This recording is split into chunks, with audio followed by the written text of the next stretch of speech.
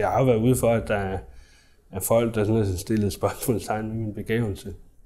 Men altså, jeg har efterhånden lært at svare for mig.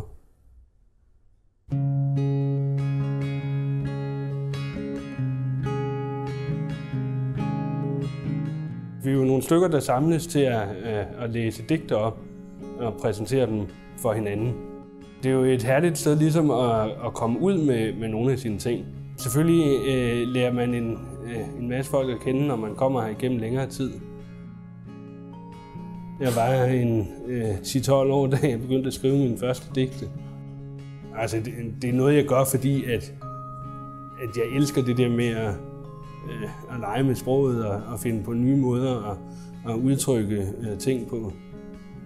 Så altså, digte, det er nok sådan primært et eller andet med at få udtrykt et eller andet følelsesliv, som jeg har et eller andet sted inde i mig. Jamen altså, jeg er jo uddannet i kommunikation og historie nede fra Roskilde Universitet.